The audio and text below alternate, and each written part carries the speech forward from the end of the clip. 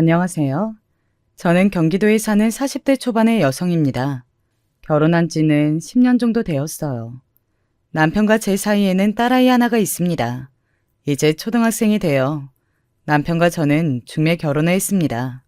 제 주변에서 중매로 결혼한 친구가 저밖에 없기는 해요. 다들 연애 결혼을 했거든요. 제가 중매로 결혼을 할 수밖에 없었던 가장 결정적인 이유는 제 나이 때문이었습니다.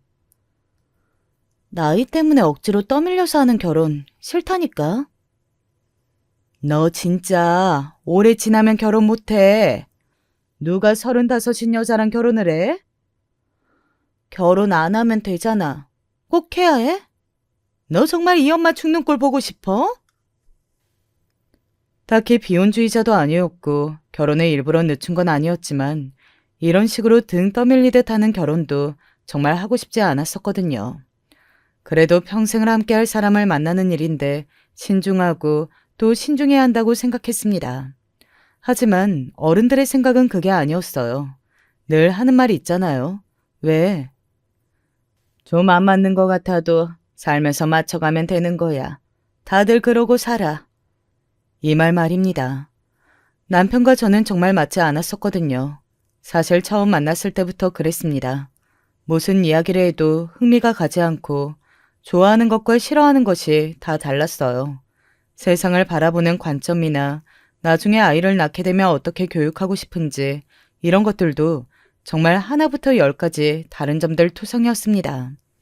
그래서 처음 만나고 돌아온 날 엄마에게 이렇게 말했던 게 기억이 납니다. 나름 오래됐는데도 선명하네요. 정말 하나부터 열까지 맞는 게 하나도 없어. 이건 맞춰 살아야 하는 수준이 아니라 누구 하나는 다시 태어나야 하는 수준이야. 나는 그런 사람이랑은 못 만나. 그니까 엄마가 포기해. 다른 사람 또 만나보라고 하면 그건 할게. 제가 그렇게까지 말하니까 엄마도 그러면 어쩔 수 없다며 포기를 하는 듯 했어요. 다른 선자리를 찾아봐야겠다면서 말이죠. 하지만 여기서 반전이 일어났습니다. 아니, 너 선본 그 남자는 네가 엄청나게 마음에 든다던데? 남편이 제가 마음에 든다고 한 번 더 만나고 싶다고 의사를 전달해 왔다는 겁니다. 저는 정말 이해가 되지 않았어요. 분명히 맞는 게 하나도 없다고 우리는 인연이 아닌가 봐요 하는 말에 서로 동의했었거든요. 남편도 저를 그다지 마음에 들어하는 것 같지도 않았고 말입니다. 그런데 한 번 더 만나자고 의사 전달해온 게 도저히 이해되질 않았어요. 물론 이건 나중에 들은 거긴 한데 남편도 남편의 엄마, 그러니까 이제는 제 시어머니가 된 그분이 제 직업 이야기를 하면서 그만한 조건 찾기 힘들다고 한 번 더 만나보라고 강권했다고 하더군요. 제가 공무원이거든요. 왜 어르신들 사이에서 여자 공무원은 일등 신부감이네 하는 이야기들이 있잖아요. 아마 그래서 그러신 걸 겁니다. 남편도 그래서 등을 떠밀리긴 한 겁니다. 사실 그 의사를 듣고도 저는 남편과 한 번 더 만나는 일은 그다지 하고 싶지 않았는데 엄마가 저를 설득했어요. 자고로 여자는 자기 좋다는 남자를 만나야 돼. 그래야 고생 안 한다. 대체 언제적 이야기를 하는 거야. 그리고 나도 좋아야지. 둘이서 하는 결혼인데. 얘가 아직 뭘 모르는 소리 한다. 남자가 더 좋아해야 행복한 거야. 무조건 다시 만나봐. 그리고 잘 이야기해보면 맞는 부분도 찾을 수 있을지 모르잖아. 몇 날 며칠의 설득 끝에 또다시 남편을 만났습니다. 그리고 좀 의외긴 했어요. 처음 만났을 때보다 괜찮았거든요. 그 전보다 대화도 조금 통하는 것 같고 말이죠. 물론 반 이상이 결혼을 강권하는 부모님에 대한 뒷담화여서 그랬을 수도 있지만요. 아무튼 두 번째 만남이 생각보다 좋았던지라 세 번째도 만나기로 했습니다. 몇 번 더 만나보고 정 아니다 싶으면 양쪽 부모님께 진지하게 아닌 것 같다고 서로 이야기하기로 하고 말이죠. 하지만 선이라는 게 세 번째 만나면 이미 양쪽에서는 결혼 이야기가 오가잖아요. 원래 목적이 결혼인 만남이니 말입니다. 저희가 세 번째로 만나기로 했을 때 이미 양쪽은 결혼을 언제 하자고 이야기까지 주고받더라고요. 남편도 저도 그렇게 가족들에게 떠밀리듯 결혼했습니다. 다시 돌아가면 절대 그러고 싶지는 않아요.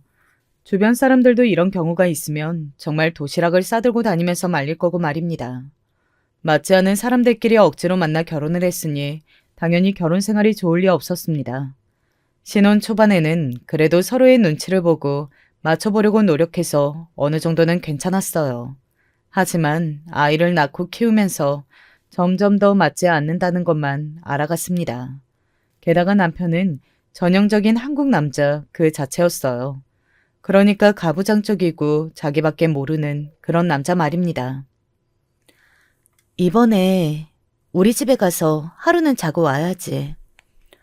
명절에 이런 이야기를 꺼내면 정말 기함을 하는 사람이었어요. 줄과 외인이라는 말도 몰라? 당신이 결혼했으면 이제는 이 집안 사람인 거지. 무슨 명절에 친정을 가? 지금이 조선시대야?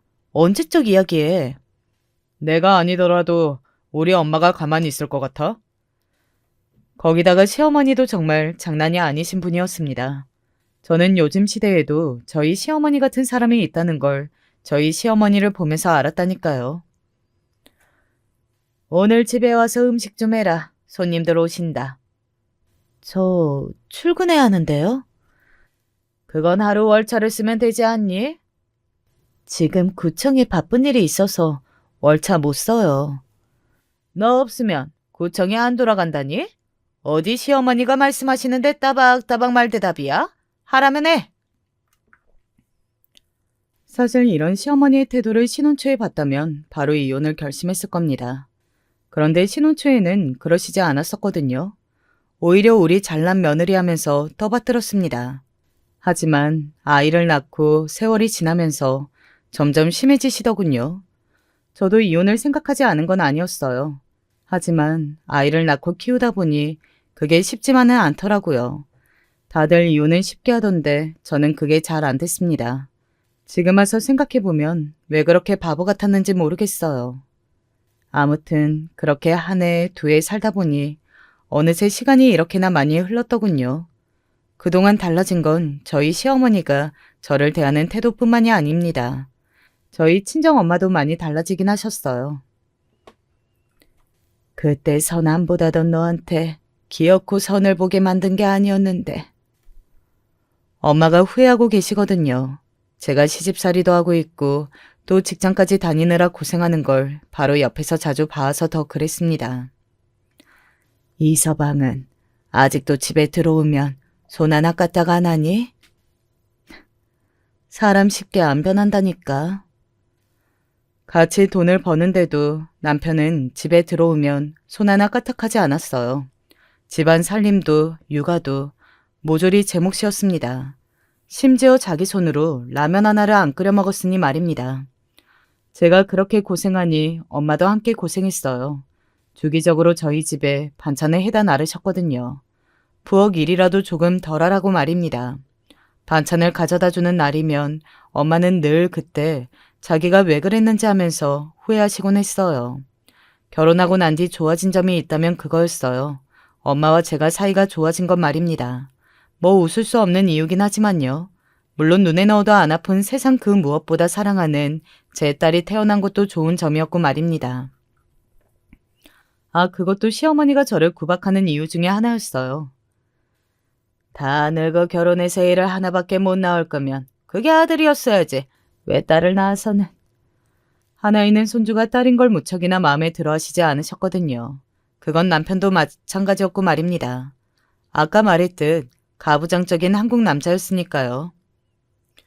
아들이었으면 더 좋긴 했을 텐데. 애 듣는다고. 그런 말 집에서 하지 말랬지. 너는 그 명령조로 남편한테 말하는 버릇이나 좀 고쳐.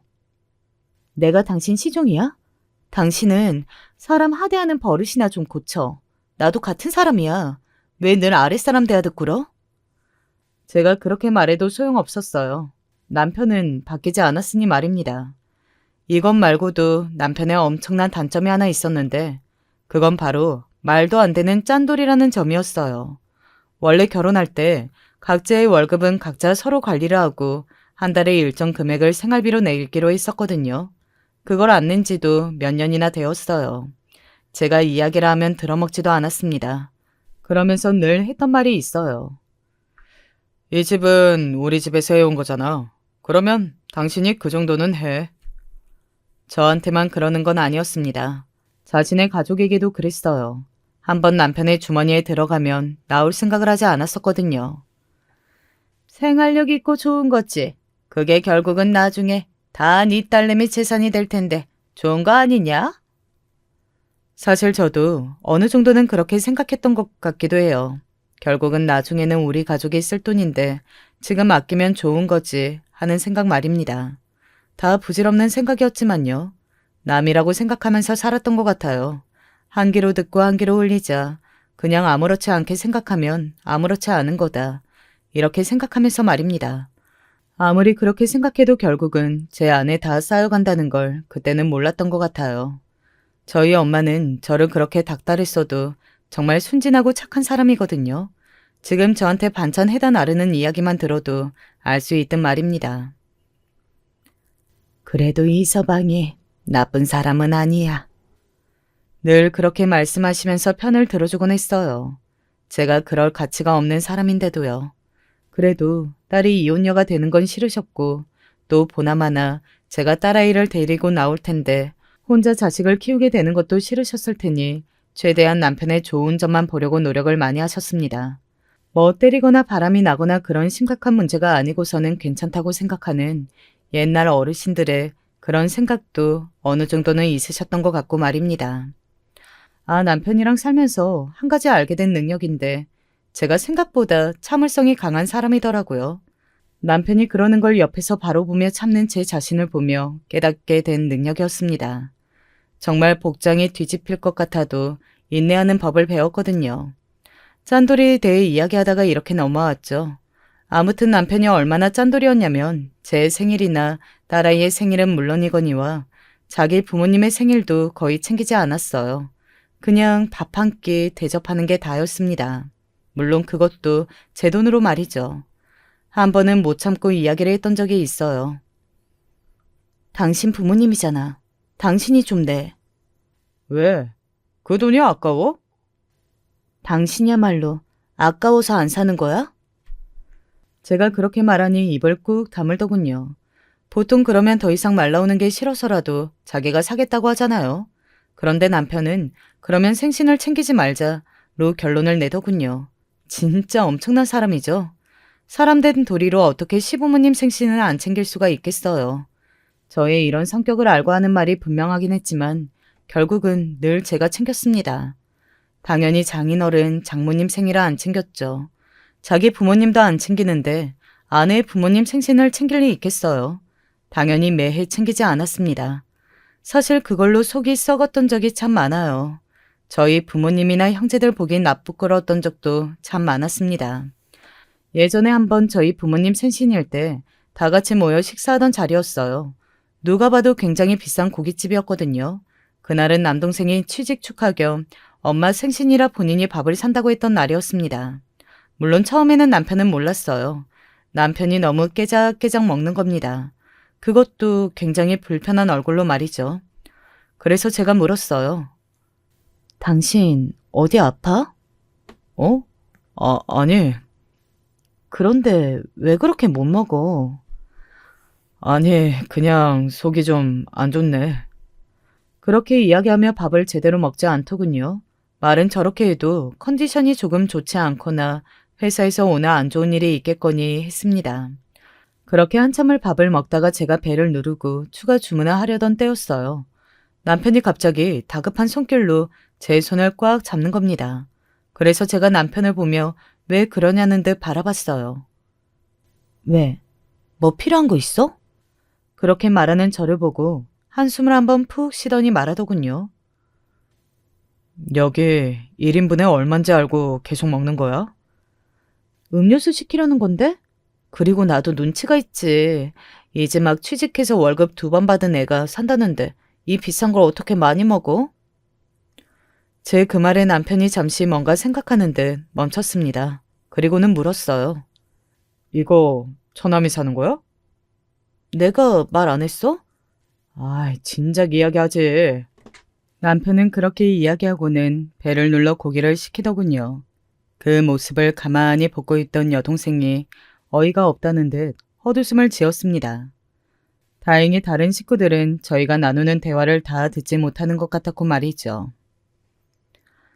그러면 여태 깨작거린 게 몸이 안 좋아서 안 좋은 일이 있어서가 아니라 우리가 내야 할 돈이 있을까봐 그러는 거였어? 당연하지. 여기 1인분에 돈이 얼만데? 내 동생 돈은 돈이 아니야? 우리 돈은 아니잖아.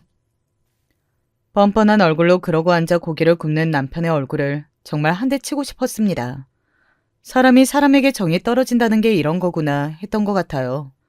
그 뒤로는 그 식사 자리에서 남편 입에 뭐가 들어가는 걸 볼 때마다 한 대 때리고 싶은 기분이 들었습니다. 그 이후에는 가족 식사 자리에 되도록 남편을 부르지 않았던 것 같아요. 그런 남편을 알고 있었기에 식구들도 굳이 찾지 않았고 말이죠. 그렇게 하루하루 이혼을 할 것이냐 말 것이냐 고민하고 크게 적게 열받아가면서 세월이 이만큼 흘렀습니다. 살다 보니 또 사라지긴 하더라고요. 그냥 남처럼 생각하면 편한 것도 있긴 했고요. 물론 시댁에 가야 할 때면 다시 욱하고 치밀어 오르는 것들이 있었지만 말입니다. 그러던 중 제가 이혼을 결심하게 된 사건이 일어났습니다. 올해 일이에요. 그날은 시댁 식구들끼리 다 같이 밥을 먹기로 한 날이었습니다.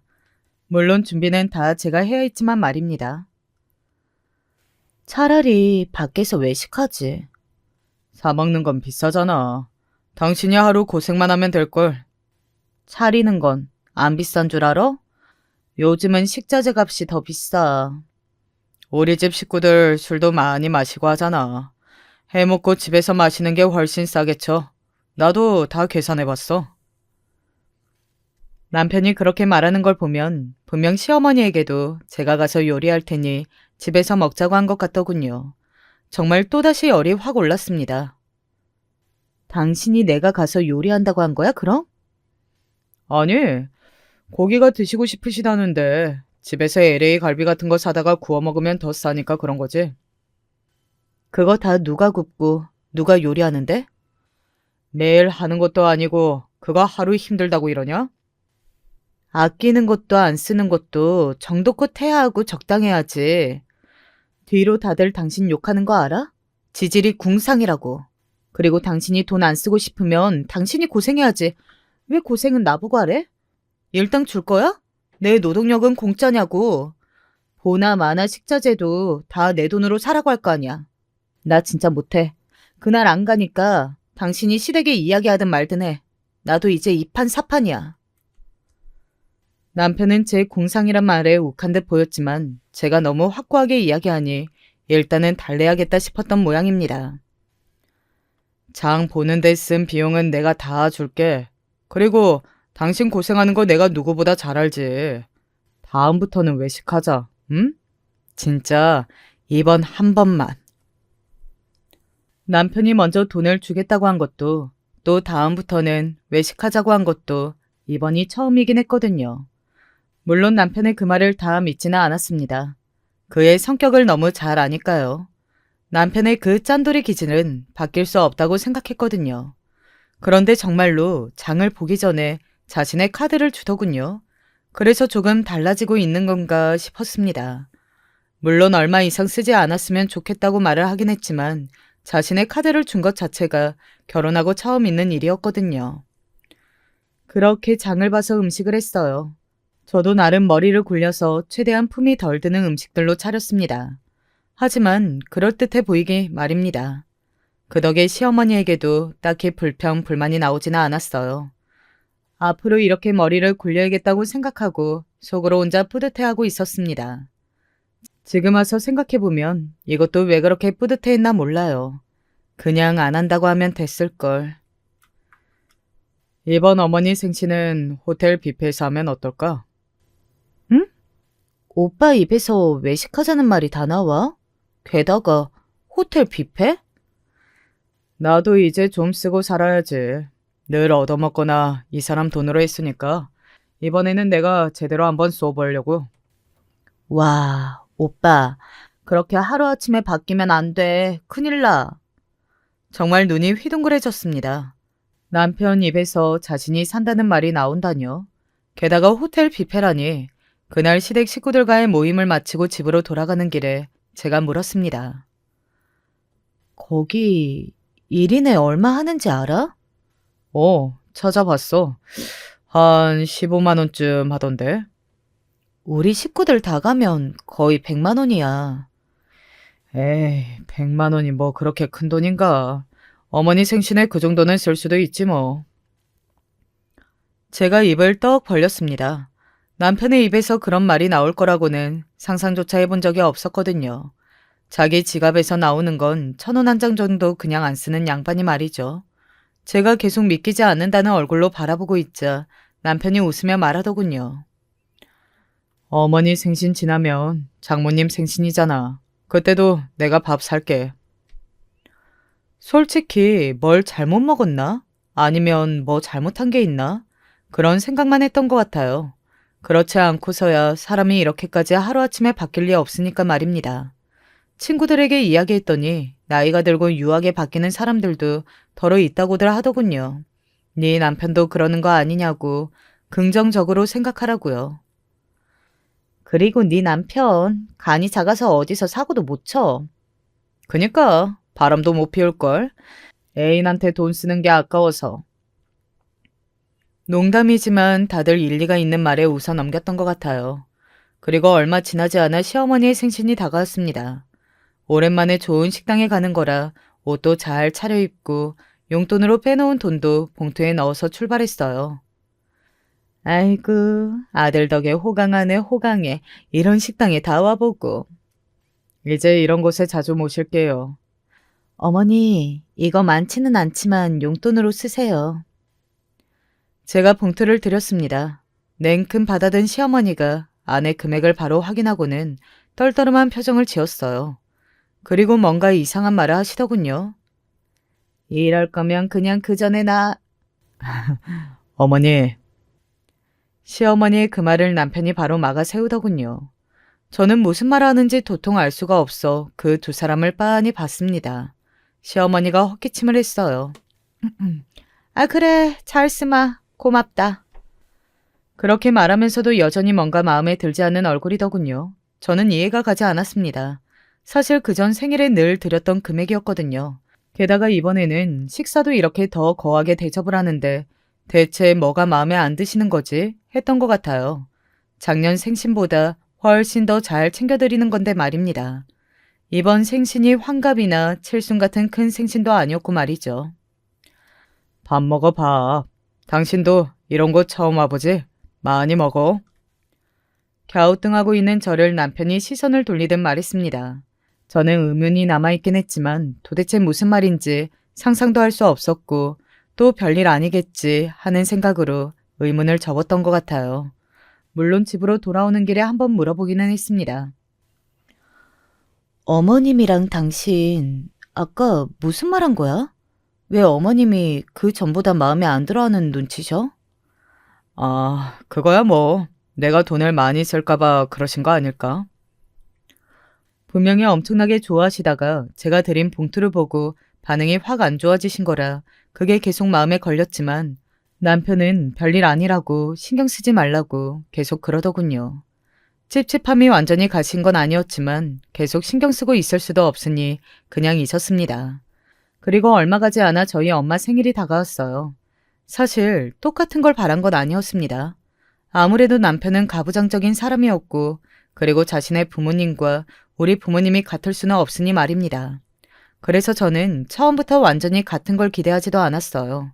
그런데 정말 상상도 못했던 일이 일어나고야 말았습니다. 그날은 엄마 생일이라고 다 같이 저희 친정집에 모였거든요. 남편이 밥을 사겠다고 해서 매형이 무슨 일이냐, 형부가 무슨 일이냐 하며 다들 모여 있었습니다. 남편은 그런 반응이 살짝 부담스러운 듯 보이긴 했어요.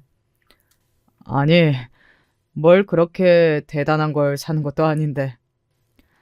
아니, 그래도 사위한테 처음으로 밥 얻어먹는 건데 기대가 되지. 대단한 거 안 사줘도 되네.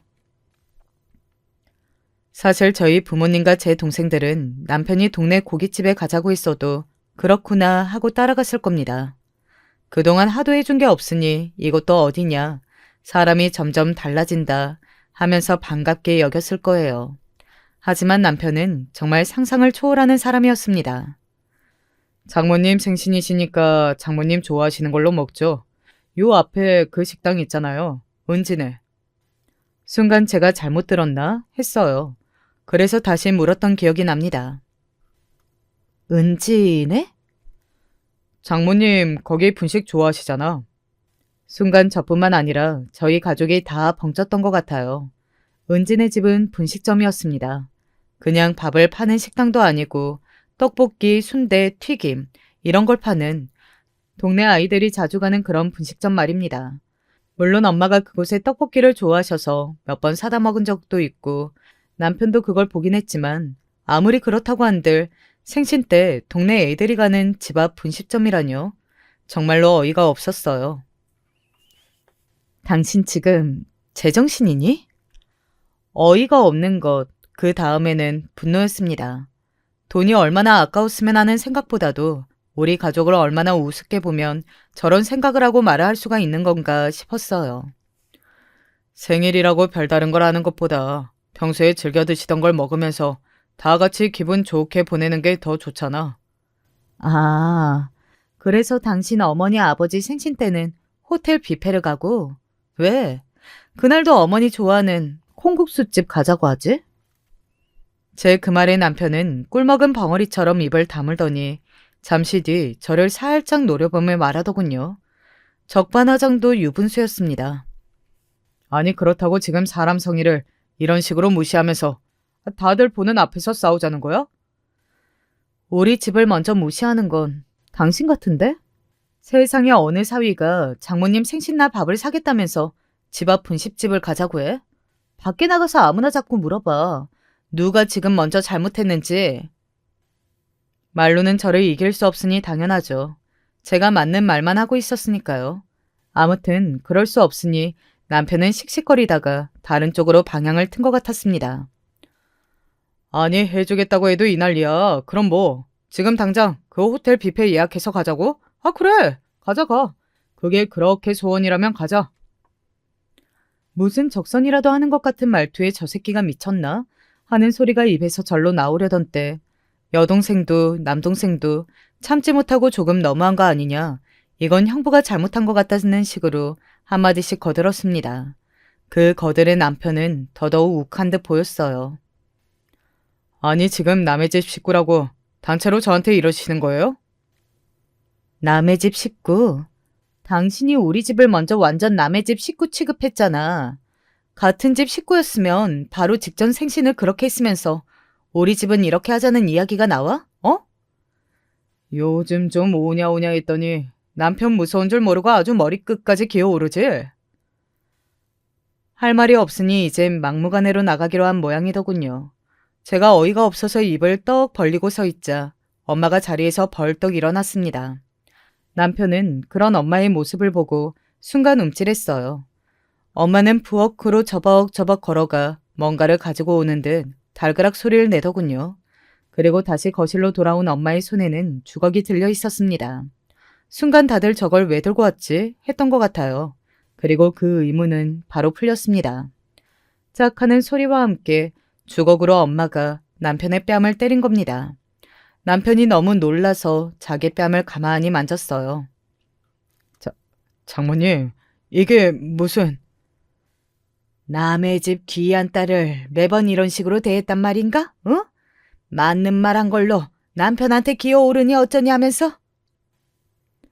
남편은 처음에는 당황해서 어버버하더니 자기가 맞았다는 사실에 갑자기 화가 엄청난 모양인지 버럭 소리를 지르더군요.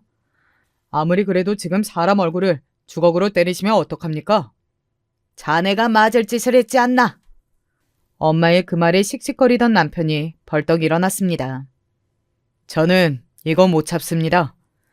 그러고는 그대로 집을 나갔어요. 저는 그날 남편과의 이혼을 결심했습니다. 저 사람이랑은 도저히 못 살 것 같다는 결론이 났어요. 얼굴만 봐도 싫어 죽겠는데 어떻게 같이 사냐고요. 남편이 가고 난 뒤 엄마의 생일을 이렇게 침울하게 보내는 게 마음이 너무 쓰여서 제가 좋은 식당에 모시고 갔습니다. 그곳에서 밥을 먹으면서 서로 좋은 이야기들을 하려고 노력했던 것 같아요. 물론 그런 일이 있었으니 다들 마음이 편할 리는 없었지만 말입니다. 식사가 끝나고 집으로 가려는데 엄마가 저를 잡아 세우더군요. 괜히 네가 나 때문에 곤란해지는 건 아닌지 모르겠구나. 그런 걸로 곤란해지지 않아요. 엄마, 진짜 잘한 거야. 나도 그런 남자랑은 못 살아. 오히려 엄마가 끝낼 수 있는 계기를 줘서 너무 고마운데? 네가 참고 사는 거 다 알면서 혼자 되면 더 힘들 거라는 생각에 그동안 모른 척 했었는데 이제는 나도 참을 수가 없겠더구나. 저희 두 사람의 이야기를 가만히 듣고 있던 여동생도 거들었습니다. 그런 사람한테는 하루라도 일찍 탈출하는 게 좋은 거야. 언니를 위해서라도 이번에는 진짜 꼭 제발 갈라서. 여동생은 원래 늘 만나기만 하면 형부랑 언제 이혼할 거냐고 물어왔었거든요. 그만큼 남편을 많이 싫어했고 말입니다. 그리고 그날 집으로 가서 정말 남편과 대판 싸웠습니다. 싸우기 전에 여동생이 오늘 들어가면 둘이 싸울 것 같으니 꼭 녹음을 해두라고 하더군요. 그 말이 생각이 나서 녹음을 해뒀어요. 당신 엄마 제정신이야? 어떻게 사위를 주걱으로 때려? 나는 뭐 안 맞아봤는지 아니? 너희 엄마가 나한테 숟가락 던지고 무 던지고 그런 적이 어디 한두 번인 줄 알아? 그거랑 이거랑 같아? 뭐가 다른데? 그리고 네가 오늘 잘못했잖아. 어떻게 된 인간이 장모님 생일에 동네 분식집을 가자는 소리를 하냐? 어? 너 제정신이야? 사위가 사준다고 하면 감사하게 그냥 먹으면 되는 거지. 어디서 메뉴를 따져? 예전 같았어 봐. 꿈도 못 꿀 일을. 지금이 조선시대니? 어? 그러면 내 돈은 왜 가져다 쓰는데? 네가 가장 노릇을 하고 싶으면 네 돈으로 해야지. 그동안 내 돈으로 효도했잖아. 그게 그렇게 아까워? 원래 아깝다 생각 안 했는데 너 오늘 하는 꼬락서니 보니까 아깝다. 왜?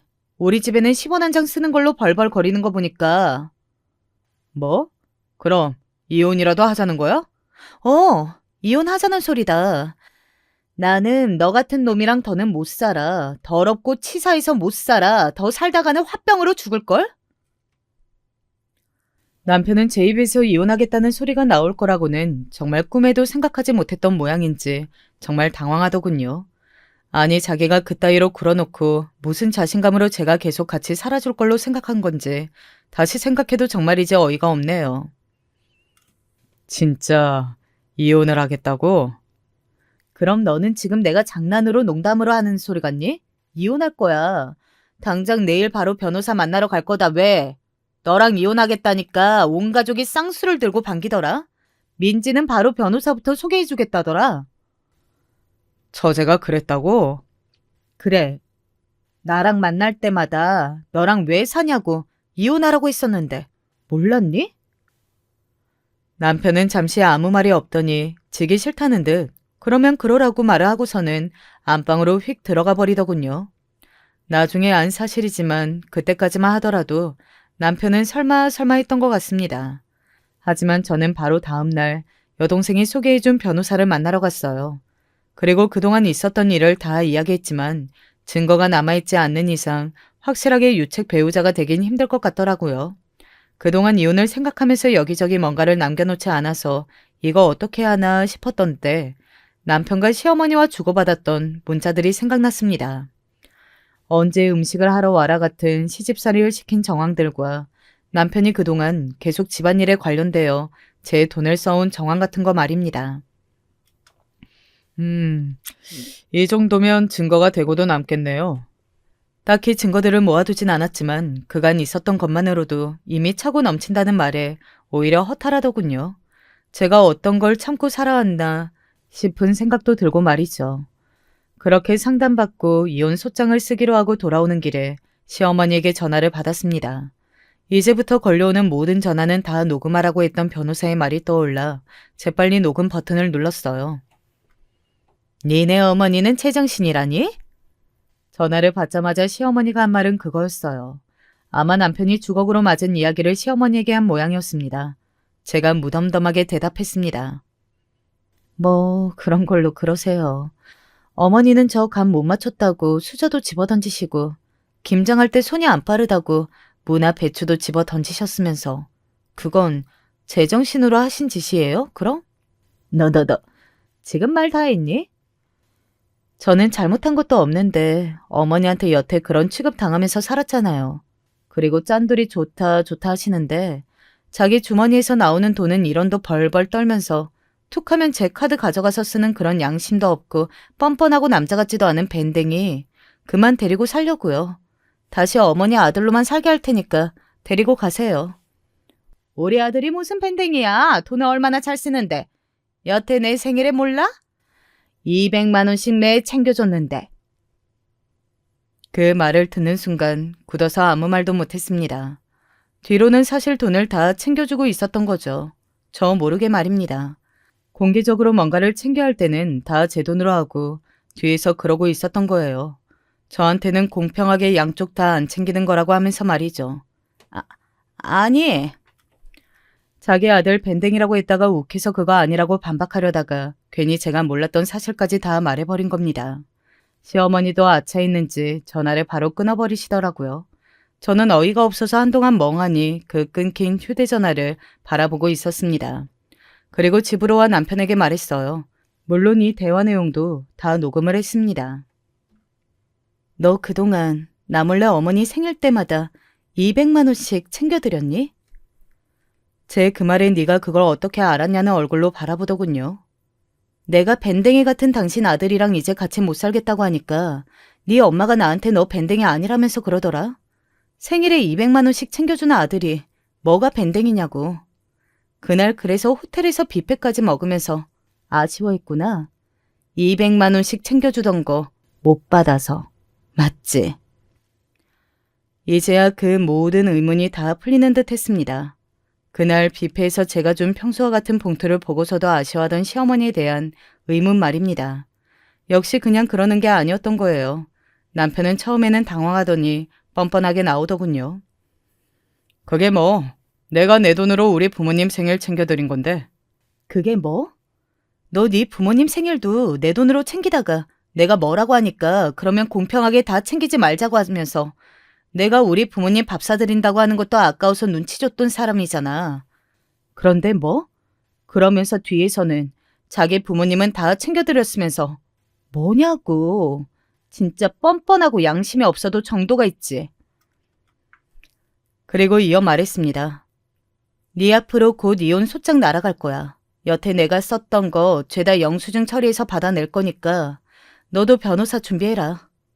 진짜 이혼하겠다고? 그러면 내가 장난치는 줄 알았니? 오늘 변호사 만나고 왔다. 만나서 오는 길에 니네 엄마 전화 받은 거고.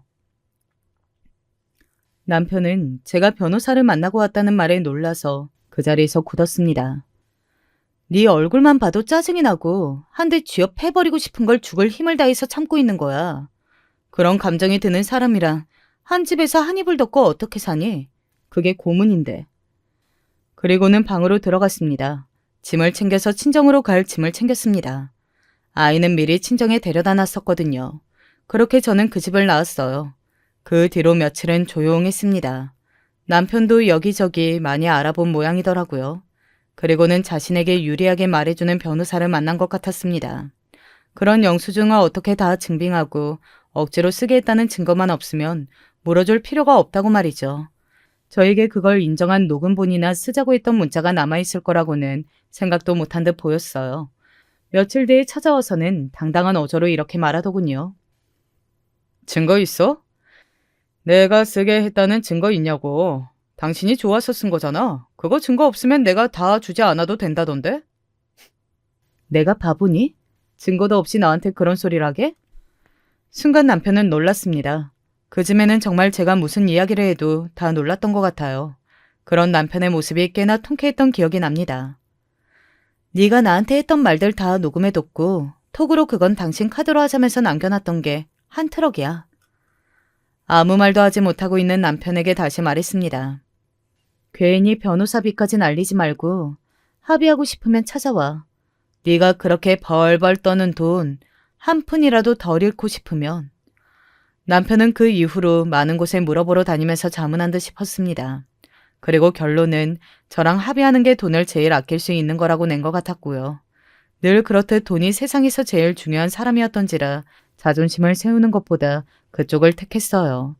그리고 저도 빨리 해결하고 싶었기 때문에 받아야 할 돈보다 적게 받겠다고 했고 말이죠. 시끄럽게 이런저런 이야기가 오고 가고 골치 아파지는 게 더 싫었습니다.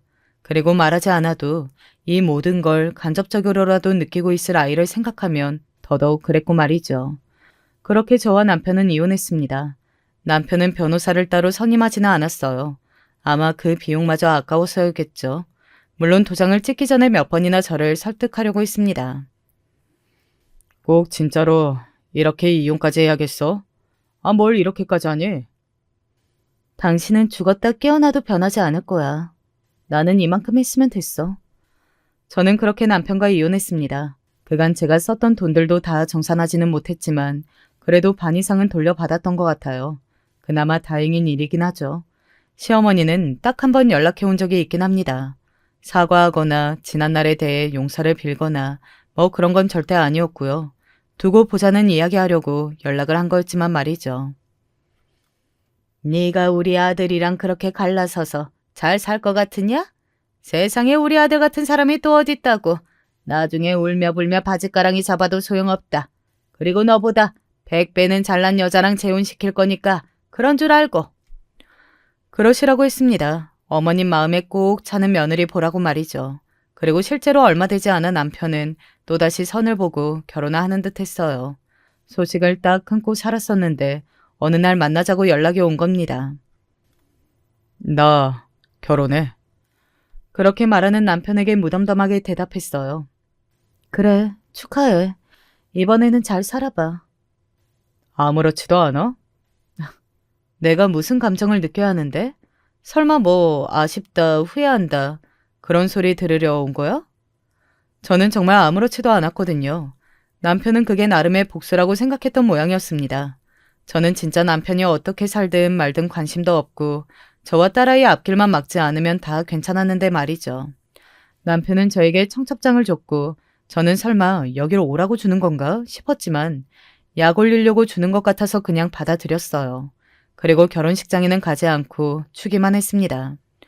여동생은 그걸 뭐하러 주냐 했지만 그래도 그냥 했어요. 정말 아무렇지 않게 생각하는 걸 보여주고 싶기도 했고 말입니다. 시어머니는 의기양양했을 겁니다.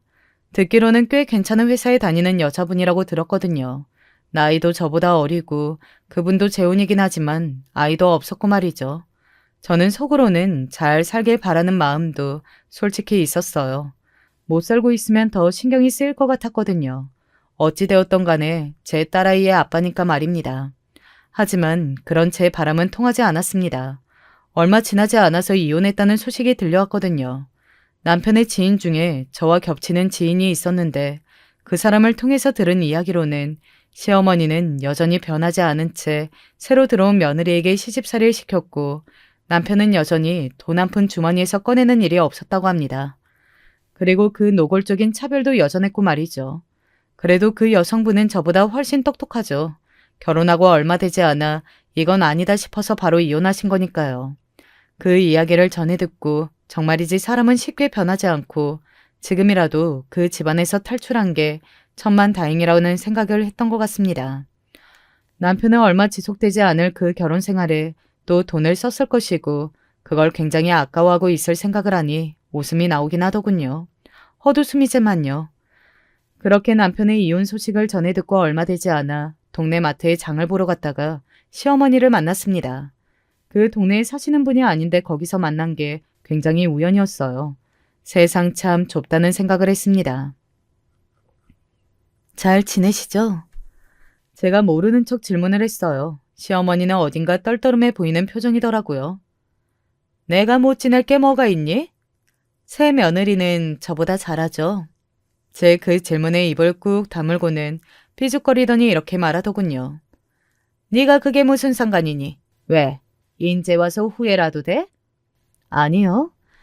저는 하나도 후회는 안 나는데 그 새로운 여자분을 위해서라도 잘 지냈으면 해서요.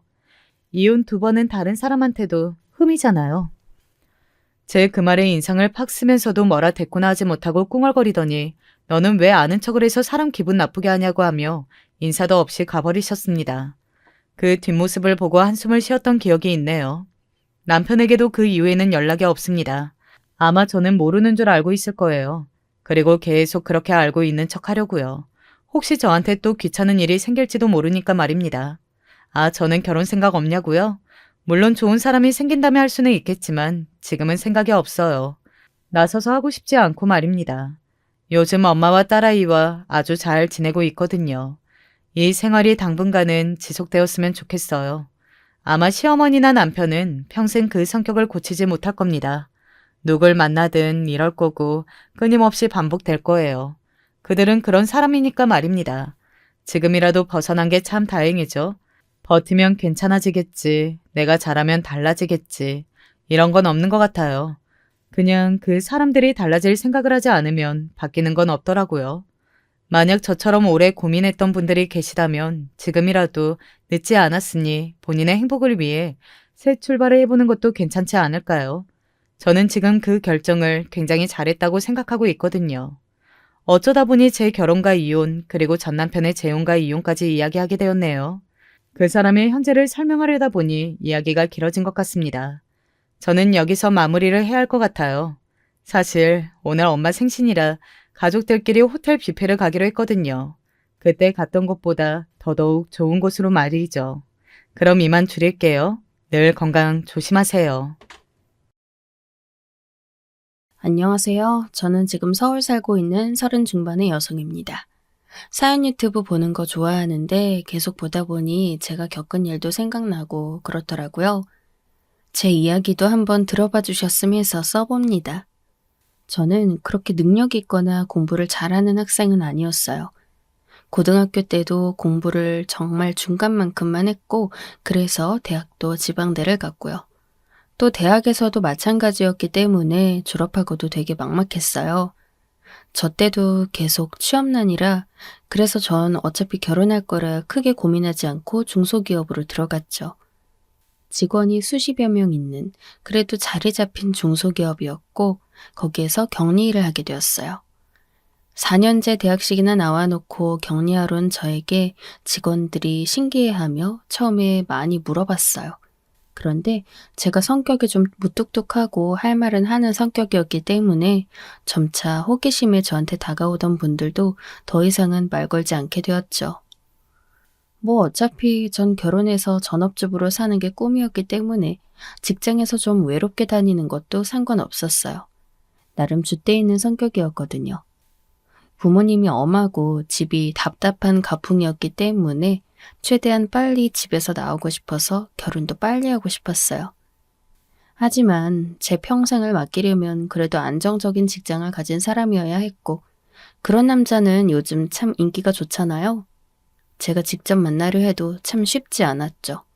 그러다 보니 다른 친구들은 모두 제대로 된 직장 잡거나 결혼해서 아기를 가지는데 저만 뒤처지는 것 같고 조바심이 났어요. 원래 누굴 소개받거나 하는 걸 정말 싫어해서 절대 소개받지 않고 일상생활에서 자연스레 만나는 걸 추구했는데 그러기가 힘들어졌죠. 그때가 제가 20 후반쯤이었어요. 사실 그때쯤이면 여자들 대부분 이젠 결혼을 해야 하는데 하면서 조바심이 들잖아요. 저도 당연히 그랬고 그래서 친구들한테 고민을 털어놓았죠. 그랬더니 한 친구가 혹시 자기 남친의 고향 친구를 만나볼 생각 있냐고 하더라고요. 너 남친의 친구? 고향에서 어릴 때부터 같이 자란 친구래. 그렇잖아도 그 친구가 여자친구 있으면 좋겠다고 소개시켜줄 사람 없냐고 한다는 말을 어제 들었거든. 딱 잘 됐다, 야. 그 친구분은 나이랑 직업이 어떻게 되는데? 내 남친이 나보다 2살 많잖아. 그니까 너보다 2살 많은 거고. 직업 공무원이야. 와, 공무원? 내 남친은 지금까지도 공시보잖아. 그 친구는 이미 공무원 작년에 됐대. 그래서 직장에 적응 좀 하고 나니까 여자친구 구하고 싶은가 봐. 게다가 공무원 되면 부모님들이 그렇게 막 결혼하라고 재촉하신다더라고. 그렇겠지? 아, 딱 좋다. 나도 결혼 빨리 하고 싶은데. 그래. 그럼 내가 남친한테 말해서 그쪽에다가 너 연락처 알려줄게. 그래, 그래. 부탁해. 아, 그쪽에는 내가 이렇게 좋아한다는 거 말하지는 말고. 당연하지. 여자는 좀 비싸 보여야 하는 거야, 아무렴. 친구는 웃으면서 남친한테 연락했어요. 나이는 2살 위, 공무원 된 지는 1년, 딱 좋은 조건이었죠. 다른 건 몰랐지만 일단 만나본 다음에 알아봐도 나쁘지 않았으니까요. 그리고 바로 그 다음 달에 약속이 잡혀서 만나게 되었어요. 나이가 있었으니 주선자는 안 끼고 그냥 우리끼리 연락해서 약속 잡고 만난 자리였죠. 저쪽에서 걸어오는데 남자는 외모가 그리 나쁘지 않았어요. 무엇보다 체격이 좋은 편이었죠. 얼굴은 뭐 그럭저럭이긴 했지만요.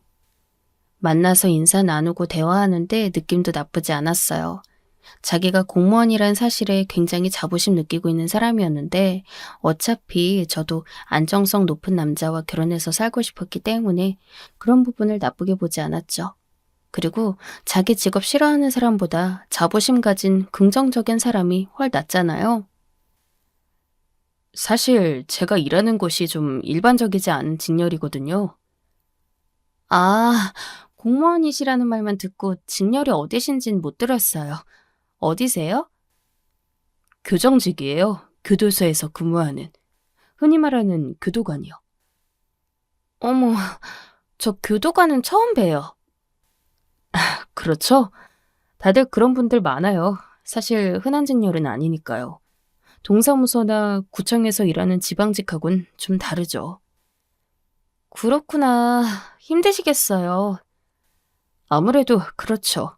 저희는 일반 공무원들하고는 달리 법적 공휴일에 딱딱 쉬지도 못하고 일도 교대로 해요. 24시간 계속 수감자들 지켜봐야 하니까요.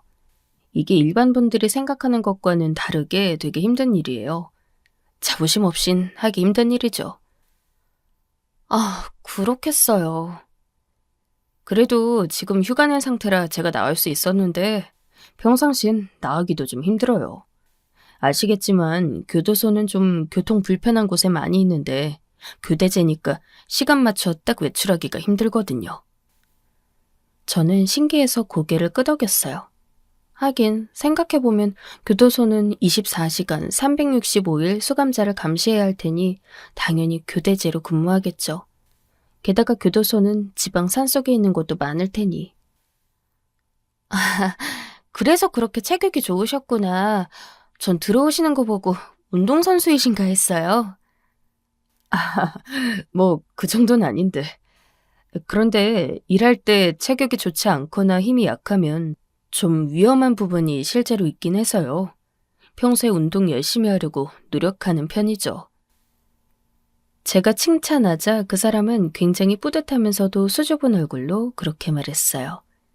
그 얼굴에 마음이 들고 귀여워서 저는 간간히 칭찬을 섞어 말하며 그 사람과 대화했죠. 사실 교도관이란 사실이 그리 좋진 않았어요. 만약 사귀게 된다면 데이트도 그리 자유롭지 않을 거고 결혼한다면 교대 근무하면서 여러 가지로 삶의 패턴이 다른 사람들과 다를 테니까요. 하지만 사람 자체가 좀 귀여워 보이기 시작했어요. 제가 좋아하는 스타일에 남자다우면서도 순수한 데가 있는 타입이었죠. 그렇게 애프터를 거듭하면서 저희는 자연스레 사귀게 되었어요. 남자친구는 제가 날씬하고 무심해 보이는 게 좋았다 하더군요. 전 체격 좋고 훈훈한 남자친구한테 완전 푹 빠져서 소개로라도 이 사람을 못 만났으면 어쩌나 싶을 만큼 행복했어요. 그런데 문제는 이 사람과 데이트하기가 참 힘들다는 거였죠. 교도소에서 근무하니 당연한 거였지만 사실 근무할 때는 아예 핸드폰조차 갖고 들어가지 못하는 게 규칙이더라고요. 뭐 수감자들이 워낙 흉흉한 사람들이 많다 보니 항상 긴장한 채로 지켜봐야 하고 기싸움을 해야 해서 무척 피곤하다고 했어요. 다행히 제가 지금은 서울 살지만 그 당시엔 가까운 지방이었기 때문에 차를 타고 1시간 정도만 가면 남자친구가 일하는 곳에 갈 수 있었어요. 남자친구는 집도 교도소 근방에 잡아두고 있었기 때문에 주로 그 근처에서 데이트하곤 했답니다. 사실 너무 깡촌이고 아무것도 없는 동네라 데이트라고 할 것도 없었죠. 하지만 번화한 곳으로 나가긴 시간도 아깝고 남자친구도 예쁜 카페나 식당 같은 곳에 별다른 관심이 없어서 그냥 집에서 데이트를 하곤 했어요. 사실 교도관의 근무 환경이 그리 좋지 않더군요. 전 공무원 중에도 그렇게나 힘들게 일하는 직렬이 있는 줄 몰랐어요. 4교대를 근무한다 하는데 심지어 운 나쁘게 걸리면 한 달에 하루 쉴 때도 있다더라고요.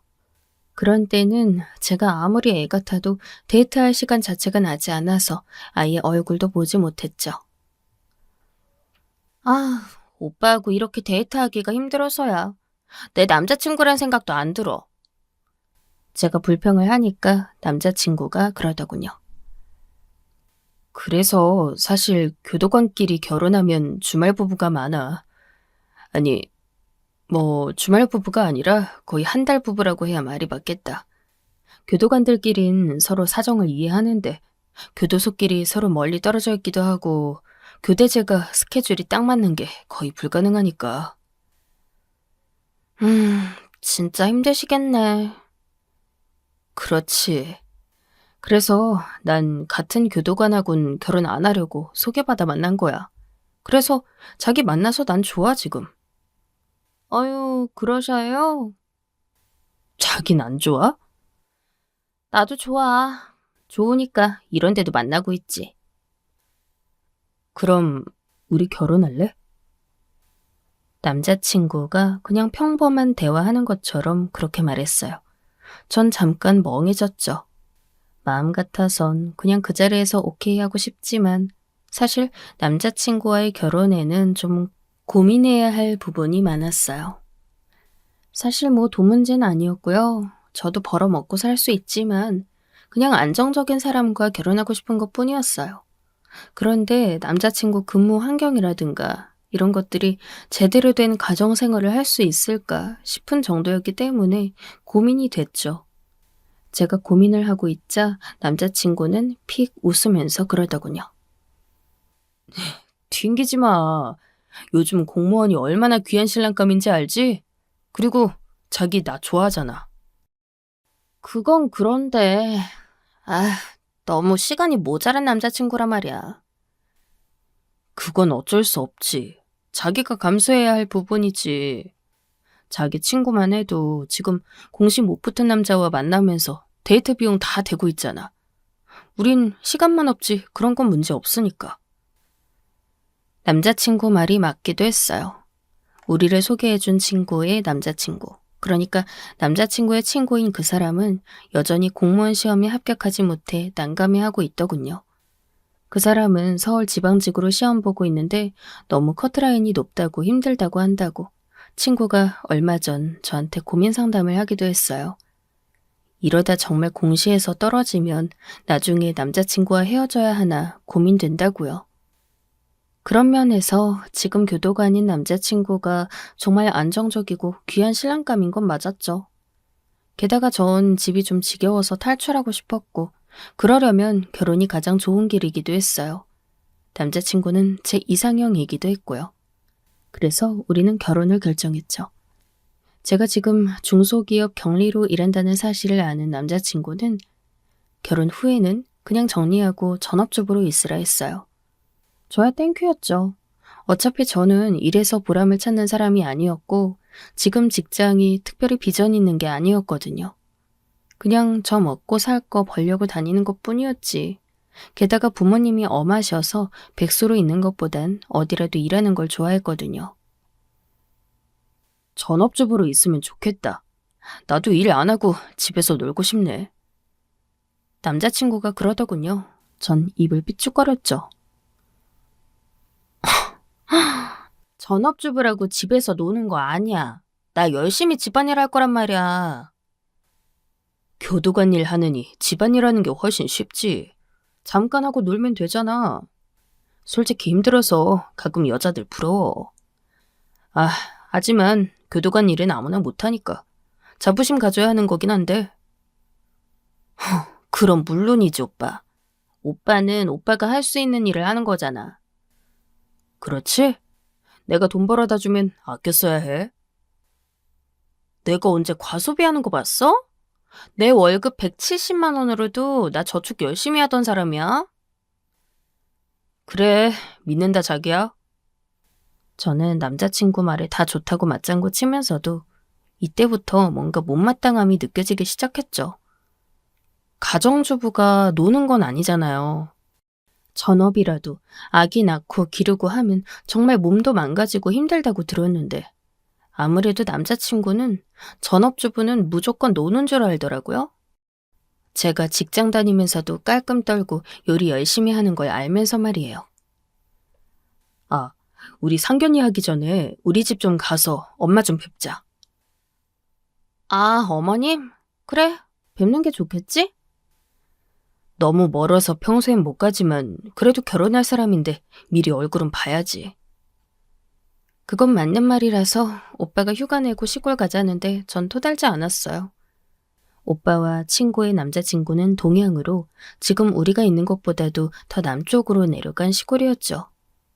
오빠의 부모님 중 아버님은 10여 년 전 돌아가셨고 지금은 어머님만 남아서 시골집을 지키고 있다고 했어요. 오빠네는 동생 있다고 했지. 동생 놈 공부를 못해서 여기저기 노가다로 떠돌고 있긴 하지만 한심한 새끼. 남자친구는 혀를 찼어요. 남동생 하나 있는데 사고치기까지 해서 집에서 나가 몇 년에 한 번씩만 돌아온다고요. 그나마 내가 형이라 다행이지. 아니었으면 나한테도 주먹 휘둘렀을 놈이야. 하여간 예전에 아버지도 우리 좀 때렸던 적이 있었거든. 그거 닮았나 봐. 아휴, 같이 자랄 때 힘들었겠네. 나보다 작았으니 상관없었어. 내가 힘이 더 세기도 하고. 남자친구는 피식 웃었어요. 남자친구 아버님이 애들을 때렸다는 얘기를 들으니까 남자친구도 그런 성향을 닮진 않았을까 살짝 걱정이 됐죠. 물론 저하고 사귀면서는 전혀 그런 성향은 보이지 않았지만요. 괜한 걱정이라 생각했죠. 운전해서 시골로 내려갔는데 남자친구네 집은 정말 자그마한 시골집이었어요. 야트막한 담에 솔직한 말로 하면 좀 초라해 보이는 집 있죠? 그런 집이었어요. 저희가 차를 마당에 세우는데 집 문이 열리고 자그마하고 깡마른 어르신 한 분이 나오시더군요. 주름이 자글자글한 모습이 마치 우리 할머니 뻘 같았지만 남자친구가 무뚝뚝하게 손을 흔들었어요. 저 왔어요, 어머니. 아이고, 우리 장남 왔구나.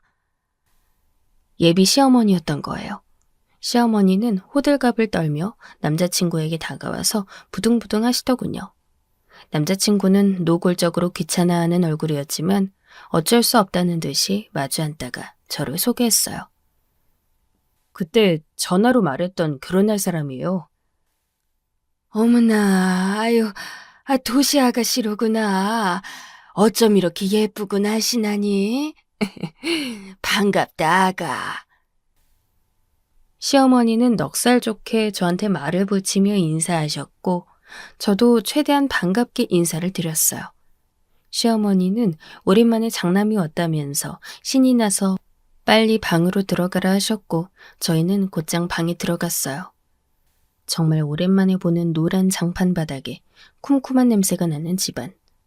혼자 사는 어르신이니 깔끔하게 해놓으실 리는 없었지만 그래도 청소한 지 꽤 오래된 것 같은 냄새가 났어요. 제가 집안 둘러보는 걸 알아챈 남자친구가 민망한 듯한 얼굴을 하더군요. 집이 좁지? 아니야, 충분히 넓은데 뭐. 원래 조금 더 넓은 집이었는데 어머니가 혼자 사신다 하셔서 좁은 곳으로 옮겼어.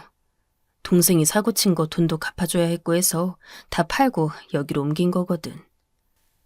아, 그랬구나. 어머니도 그렇고 동생도 그렇고 좀 꽉 막혀서 말이야. 보다시피 워낙 촌이고 해서 좀 답답하게 살았지. 그러게. 어렸을 땐 특히나 좀 그렇긴 했겠다. 그래도 이런 데서 공무원까지 됐으니 나름 개천용이지, 안 그래? 진짜 그러네, 오빠. 오빠가 자부심 가질만 하다. 사실 9급 교정직 공무원이면 개천용이라고 하기엔 많이 모자란 감이 있었지만 학원은커녕 학교도 먼 이런 곳에서 혼자 공부해서 여기까지 왔으니 남자친구가 대단하다 생각했어요. 그래서 저는 남자친구 말에 맞장구를 쳤죠. 실제로도 남자친구는 자신의 위치를 대단하다 생각했고 그만큼 자신감도 있었어요. 얘들아, 이것 좀 받아라. 아유, 배고프지? 그때 시어머니가 음식이 한가득 차려진 상을 들고 오셨어요. 너무 무거워 보여서 제가 급히 일어나 받아들였는데 젊은 제가 휘청할 만큼 많이 차리셨더라고요. 그런데 앉아서 자세히 들여다보니 음식이 무척 투박했어요. 전도 부치셨는데 육원전은 너무 크게 부치신 데다 군데군데 탔고 생선전은 계란물이 묻은 곳도 안 묻은 곳도 있었어요. 오이소박이는 썰지를 않아서 너무 커 먹기가 부담스러웠고 고기볶음 역시 그랬죠. 맛있어요, 어머님. 그래도 저는 어머니가 애써서 혼자 차려주신 것이니 맛있게 먹으려고 애썼어요. 저희 엄마는 음식을 굉장히 얌전하게 공들여 해주는 분이라서 속으로야 저절로 비교되는 걸 어쩔 도리가 없었지만요. 우리가 손님이 오면 이렇게 음식을 잘 차려서 대접하는 집이란다. 원래 바깥 양반 살아가실 때는 아주 번듯한 집이었는데 그 양반 가시고 난 후 이렇게 가세가 기울었지만. 예, 아버님 돌아가시기 전에 큰 집에 사셨다고 들었어요. 그래. 앞으론 네가 며느리로 들어오면 손님 접대를 이런 식으로 네가 해야 하는 거란다. 알겠니? 순간 좀 불길한 게 느껴졌어요. 아니, 오늘 처음 보고 처음 밥 먹은 며느리한테 앞으로 손님 대접 음식을 네가 하라니 말씀이 너무 앞서 나가시는 것 같았죠. 하지만 좋은 게 좋은 거니까 전 그냥 웃으면서 고개만 끄덕였죠. 시어머니도 만족스러운 얼굴로 제 앞에 오징어 볶음을 밀어주셨어요. 하지만 오징어 볶음은 너무 맵기만 하고 그렇게 고춧가루를 넣었는데도 비린내가 나서 못 먹겠더군요. 저는 대충 입에 넣고 씹는 척만 하고 그냥 꿀떡 넘겼어요. 그런데 옆에서 남자친구는 너무 잘 먹더군요. 어쩐 일로 이렇게 음식을 많이 했어요, 어머니? 남으면 어쩌려고? 얘는 손님 오시면 내가 항상 이렇게 해드렸잖니. 아이, 뭘 이런 식으로 했대. 내가 다 아는데. 그냥 대충 고기 반찬 하나 볶아놓고 끝냈으면서. 남자친구는 무신경한 말투로 어머니에게 퉁박주듯 말했어요. 저와 어머니가 앞에서 한 대화를 아예 안 들은 것 같았죠. 남자친구는 좀 자기중심적인 데가 있어서 같이 앉아서 대화를 해도 자기랑 말을 나누지 않으면 아예 앞에서 나누는 대화를 못 들을 때가 많았어요. 어머니는 조금 당황한 것 같았지만 제 눈치를 보면서 그냥 얼버무리시더군요. 아유, 얘가 진짜 큰 손님들 오셨을 때를 지가 못 봐 그런다. 어디 사내라고 제대로 나와봤어야지. 부엌엔 전혀 안 오고 손님들 뵐 때도 대충 인사만 하고 들어갔으니까. 아, 그랬군요. 한 그릇 더 먹어라. 음식 맛있지? 이래봬도 내가 동네에서 음식 잘하기로 소문났었어. 이게 잘하는 음식이라니. 정말 거짓말로도 맛있다고 못할 음식이라 전 좀 황당했어요. 그냥 양하고 종류만 많이 해놓은 상이었거든요. 음식 자체도 대충대충이었고. 하지만 그런 티를 낼 수 없으니 저는 그냥 웃으면서 고개를 젓고 먹지 않겠다고 했어요. 남자친구는 꾸역꾸역 2그릇이나 다 먹어치우더군요. 상은 제가 들고 나가서 전부 설거지했어요. 그나마 다행히 싱크대는 되어 있어서 앉은 채로 마당에서 설거지하는 불상사는 피할 수 있었죠. 추워지는 시기라 유난히 차가운 물로 설거지를 하려니 손이 깨져나가는 것 같았어요. 너무 차가워서 따뜻한 물을 틀려고 했더니 시어머니가 화들짝 놀라면서 하지 말라고 하셨어요. 예, 그거 그쪽으로 틀지 마라. 가스비 나간다. 어머니, 하지만 조금 따뜻한 물을... 안 된다. 못하겠음 이리 내놔. 아니, 무슨 애가 이리도 약해 빠졌니? 도시 아가씨라고 이 정도 차가운 물도 못 견디겠어? 아니에요, 어머님. 그냥 제가 할게요. 결국 차가운 물에 제가 설거지를 전부 다 하고 상을 치웠어요. 그러는 동안 희한하게도 시어머니는 전혀 안 도와주고 그냥 뒤에 앉아서 보고 계시더군요. 손가락으로 반찬통은 저기 있다, 이건 여기 있다 말만 하시고요. 그러더니 저에게 그러시는 거예요. 이제 너 우리 아들하고 결혼하면 자주 우리 집 와서 음식도 하고 치우기도 해야 하고 하니까 알려주는 거다. 한 달에 2번은 올 거 아니니? 네? 순간 귀가 의심됐어요. 아니, 저희도 지방이었지만 여긴 차로 달려서 3시간을 편도로 와야 하는 곳이었어요. 왕복으로 6시간인데 가뜩이나 쉬는 날 적은 교도가 아닌 남자친구와 살면서 여길 자주 오가라뇨. 어머님, 한 달에 2번은 오빠 쉬는 날도 적을 땐 한 달에 하루일 때도 있는데요. 무슨 소리니? 너 혼자라도 와야지. 날 봉양하면서 살지 못할 망정 이게 무슨 소리야? 시어머니는 화들짝 놀라면서 저한테 그러셨어요. 저는 말문이 막혀 어안이 벙벙할 따름이었죠. 어물어물 알았다고 하고 방으로 들어오는데 머리가 복잡해졌어요. 시어머니는 과일도 가지고 들어와 저한테 깎으라고 내미셨죠. 식혜를 한 잔씩 따라 앞에 두고 TV를 켰죠. 이 텔레비전도 얘가 사준 거다. 어쩐지 이 낡은 집에 어울리지 않게 새 것이더군요.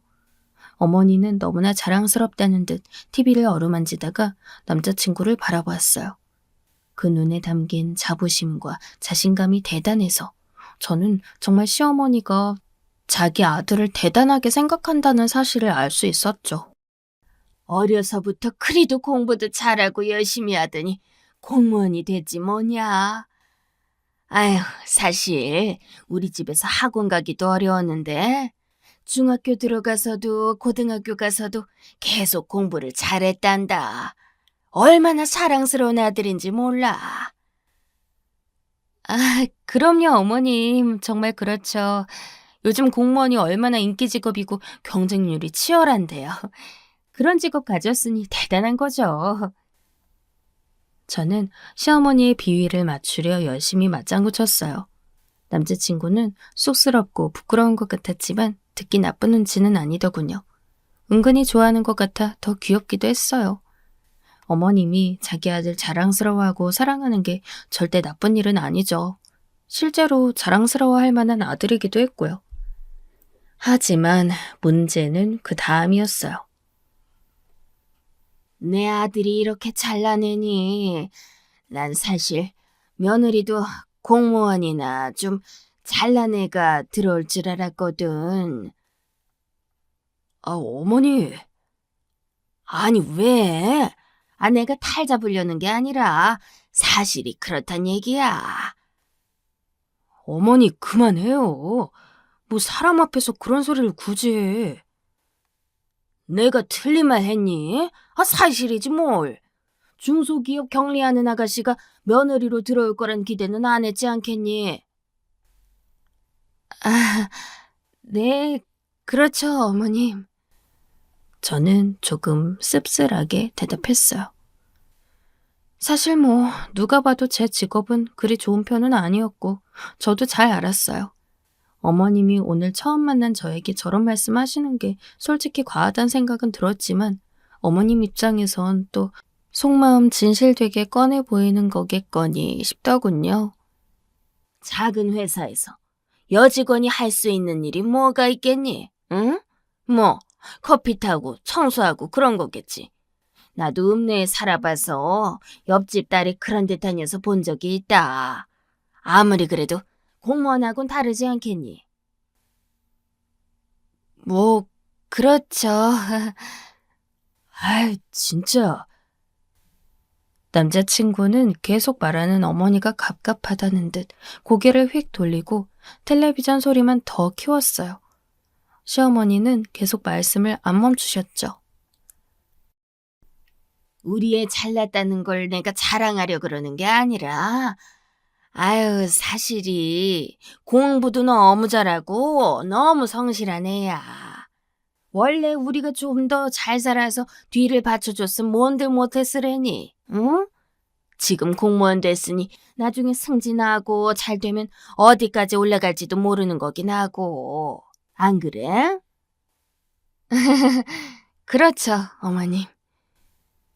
사실 9급 교정직 공무원이 아무리 승진 잘 된다 한들 어디까지 올라갈 수 있겠어요?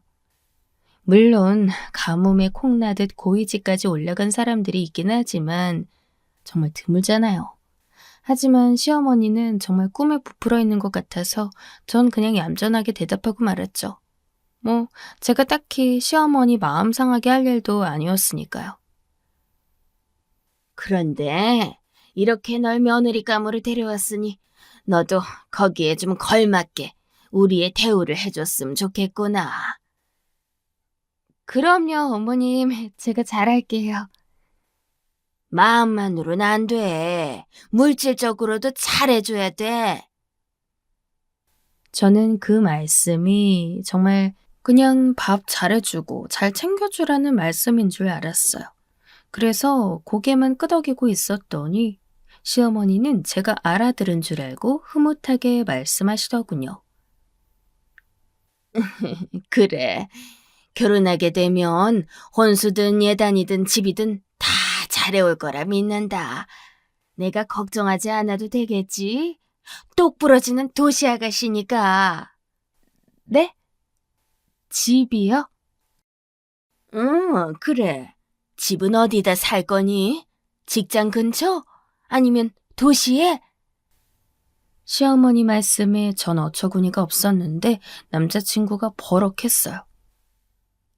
아, 어머니, 그걸 뭐 벌써 말하고 그래요. 우리가 알아서 할 테니까 간섭 좀 하지 말아요.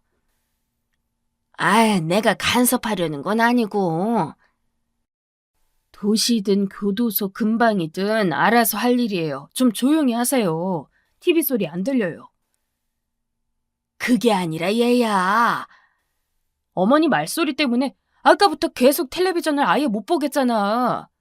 아휴, 귀찮아 진짜. 남자친구는 정말 짜증스럽게 말했어요. 전 솔직히 좀 놀랐어요. 원래도 남자친구가 좀 자기중심적인 면은 있었지만 그래도 이렇게까지 짜증스레 말하는 건 처음 봤거든요.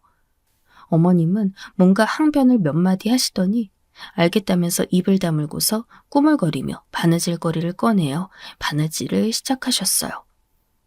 솔직히 답답했어요. 시어머니는 아무 말 없이 바느질만 하시고 남자친구는 반쯤 드러누워 텔레비전에 의미 없는 개그 프로나 보고 있고요. 저도 화면만 멍하니 보는데 정말 너무 재미가 없었어요. 그렇게 분위기가 묘하게 불편했던 시댁 방문이 끝났죠. 저는 올라오는 중에도 생각이 많아졌어요. 시어머니가 하셨던 말씀이 굉장히 거슬리더군요. 저한테 혼수며 예단이며 말씀하신 건 뭐 괜찮아요. 하지만 집까지 말씀하시는 건 좀 이상하잖아요. 집은 당연히 남자 쪽에 하든가 아니면 돈이 모자라면 저하고 같이 한다면 몰라도요. 오빠, 어머님이 하신 말씀 어떻게 생각해? 뭘?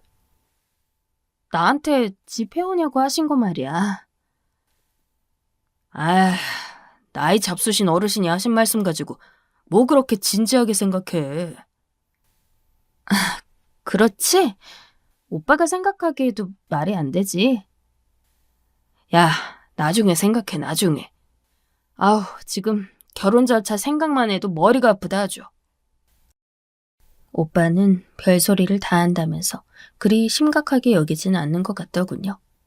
다행히도 남자친구가 그렇게 진지하게 받아들이진 않는 것 같아 안심은 되었어요. 그런데 시댁에서 돌아온 지 한 일주일쯤 됐는데 시어머니한테서 전화가 오더군요. 저는 깜짝 놀라 전화를 받았어요. 네, 어머님. 아니, 어떻게 전화를 주셨어요? 예, 너는 왜 일주일이나 지났는데 안부 전화 한 번을 안 하니?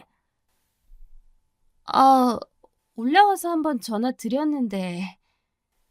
그래도 매일은 몰라도 이틀이나 사흘에 한 번은 안부 전화를 해야지. 그리고 결혼 후에는 당연히 매일 해야 하는 거고. 아유, 직업도 별로더니 애가 배운 것도 없나 보구나. 네? 그럼 못 쓰는 거야. 너 그러다가 우리 아들하고 결혼 못한다. 시어머니는 그렇게 크게 소리 지르며 화내는 분은 아니었어요. 그냥 조용조용하게 약간 비꼬는 투로 말씀하셨어요. 전 솔직히 너무 당황스러워서 시어머니가 뭐라고 하시는지도 잘 모르겠어서 어리둥절했죠. 아니, 결혼도 전에 이틀이나 사흘에 한 번 전화를 하라뇨. 게다가 결혼 후에는 매일? 저는 너무 어이없어서 시어머니한텐 뭐라고 대꾸도 못하고 그냥 전화를 끊었어요. 그 후 남자친구와 만났을 때 다시 한번 말을 했죠. 어머님이 나한테 전화하셔서 이틀이나 사흘에 한 번씩 안부 전화하라고 하시던데? 오빠, 아직 결혼도 전인데 너무 과하신 거 아니야? 어머니가? 그래, 며칠 전에 전화 왔었어. 그래서 안부 전화했어? 안 했어. 아니, 내가 아직 그렇게까지 해드릴 때는 아니잖아. 뭐 그거 전화 며칠에 한 통 하는 거 가지고 그러냐? 그 정도는 해드려도 되지. 어차피 우리 결혼할 건데 좀 먼저 하면 어떻다고. 아니, 그런 게 아니지, 오빠. 그럼 오빠도 우리 집에 전화라도 하든가. 오빠는 아직 우리 엄마 아빠 보러 가지도 않았잖아. 야, 장인어른하고 장모님은 상견례 때 뵈면 되지. 뭘 그렇게 급해? 그런 게 어디 있어? 나도 먼저 가서 뵀는데? 거기다 어머님은 멀리 계시지만 우리 집은 바로 차로 1시간만 가면 되는데 뭐가 문제야? 그게 그렇게 중요해? 어차피 상견이 얼마 남지도 않았어. 이 정도 됐으면 오빠가 먼저 가자고 해줘야지. 시댁도 그렇게 멀리 다녀왔는데 우리 집은 코앞인데 가자고 하지도 않고 데려다 준 적도 없으면서? 아, 알았어. 알았으니까 나중에 이야기하자. 남자친구는 귀찮다는 듯 말하고 고개를 돌렸어요. 저는 너무 서럽고 서운하더군요. 제가 남자친구를 정말 사랑하고 정말 좋아해서 저희 둘 중에서 더 좋아하는 건 제 쪽이었는데도 순간 마음이 차가워질 정도로요. 그날은 데이트도 안 하고 그렇게 헤어져서 집에 가서는 전 혼자서 밤새 고민했어요. 눈물도 좀 났죠. 제가 그렇게 좋아하는 사람이 아무래도 저희 부모님한테는 관심도 없는 것 같고 저만큼 절 좋아하는 것 같지도 않았으니 말이에요. 그리고 다음 주에 다시 한번 시어머니한테서 전화가 왔어요. 시어머니는 또 저한테 안부 전화 안 했다고 뭐라고 하시더군요. 거기까진 그러려니 했어요. 뭐 어차피 그런 소리 또 들을 거 알면서 전화 안 한 거니까요. 그런데 또 다른 말씀을 하시더군요. 예, 너 그보다 결혼 곧 할 건데 상견례도 얼마 안 있으면 할 거라며. 혼수하고 예물은 어쩔 거니? 그건 제가 잘 챙겨볼게요, 어머니. 집은 어떡할 거야? 알아봤니? 집이요? 그래, 지난번에 말했잖니. 결혼 전까진 네가 집을 해와야지 너희가 신혼 살림을 잘 안정적으로 시작할 수 있지 않겠어? 어머님, 집을 제가 해갈 수 있을 만큼 돈이 넉넉지가 않아서요. 저는 큰 마음 먹고 시어머니한테 항변했어요. 그러자 어머니가 수화기 전 어머에서 잠시 조용해졌어요. 그러더니 또 화가 나신 듯 비꼬는 말투로 말씀하셨죠. 대체 무슨 생각으로 여태 집 살 돈도 안 모았니? 너 그래가지고 그 커피 타주는 직장 다니면서 어떤 사내랑 결혼하려 그랬어? 하지만 어머님, 그게 요즘 집값도 너무 비싸고 전 월급이 얼마 안 돼서. 그럼 우리 아들더러 지금 집 해오라는 거니? 예, 공무원은 명예가 높은 거지 월급은 높지 않아. 너보다야 많이 받겠지만 네가 이러는 거 아니다. 처지는 결혼이면 네가 그만큼 더 노력해야지. 어머님, 하지만 집은 오빠랑 제가 어떻게든 돈을 같이 마련해서 하는 게 맞을 것 같아요. 아니, 그게 무슨 소리야? 요즘 세상에 어디 좋은 직업 가진 남자랑 결혼하는데 남자가 집에다 돈을 대줘. 요즘 다들 같이 준비해요, 어머님. 반반해서 같이 살림 꾸려나가는 사람들 얼마나 많은데. 헛소리 마라. 그것도 어차피 비슷비슷할 테나 하는 소리지. 아니, 어디 커피나 타는 주제에 공무원 남편 얻으면서 집도 안 해오려고 술을 쓰고 있는 거야? 너 이거 우리 아들도 아는 거야? 어머님, 사실 오빠는 저한테 집에 대한 말은 전혀 안 했어요. 그거야. 걔가 마음이 약하니까 그렇지. 그리고 당연히 네가 한다고 생각하고 있을 거다. 어떻게 다르게 생각할 수가 있겠니? 시어머니는 계속해서 저에게 뭐라고 비꼬면서 말씀하시곤 끊었어요. 막 소리 지르고 화를 내시면 제가 맞대거리라도 하겠는데 그것도 아니라 제가 뭐라 할 수도 없어서 미치겠더군요. 저는 시어머니 전화를 받은 이후 계속 속이 불편하고 죽겠어서 앓다가 남자친구를 다음날 불러내서 말했어요. 아, 오빠, 어머님한테 어떻게 말 좀 해줘. 뭘 말을 해? 어머님 전화하셔서 또 나한테 혼수하고 집 준비하라고 하셔. 아니, 너무하시잖아. 뭘 너무해 또. 그냥 너가 한 귀로 흘리고 말어. 어떻게 그래? 어머님이 계속 나한테 전화하셔서 완전 대놓고 준비하라 하시는데 너무하셔 정말. 뭘 자꾸 너무해. 사실 어머니 말씀이 맞지 뭐. 결혼 준비 생각하면 슬슬 준비해야 할 것도 있고. 아니, 그걸 나 혼자 준비하는 것처럼 말씀하시니까 문제지. 어떻게 그걸 나 혼자 준비해? 난 시간이 없으니까 너라도 준비해야지. 무슨 소리야? 오빠도 같이 준비해야지. 뭐 어차피 집이나 혼수나 너가 해올 건데 뭐. 뭐라고? 저는 순간 귀를 의심했어요. 남자친구는 웅얼거리면서 집이나 혼수나 결혼에 필요한 비용 같은 것도 제가 많이 될 거 아니냐, 어차피 다들 그렇게 결혼한다 하면서 투덜거리더군요. 저는 정신이 순간 번쩍 들었어요. 무슨 소리야, 오빠? 내가 집하고 혼수를 어떻게 다 해가? 아니, 다 해오라는 게 아니고 내가 모자란 건 도움 줄 테니까 중요한 것만 하라는 거지. 나 너무 바쁘잖아. 아니, 지금 바쁜 게 문제가 아니라 돈을 다 나보고 대라는 거잖아. 내가 무슨 돈이 있어서 집을 사고 혼수까지 해가? 야, 그럼 난 돈 있냐? 공무원 월급 그까짓 거 뭐 얼마나 된다고. 넌 그래도 사기업이라 나보다는 많이 벌잖아. 네가 일한 경력도 훨씬 길고 네가 해와야지. 남자친구가 결국 벌컥 화를 냈어요. 저는 순간 눈앞이 핑 돌면서 어지러웠어요. 아니, 결국 남자친구도 시어머니랑 같은 생각을 하고 있더라고요.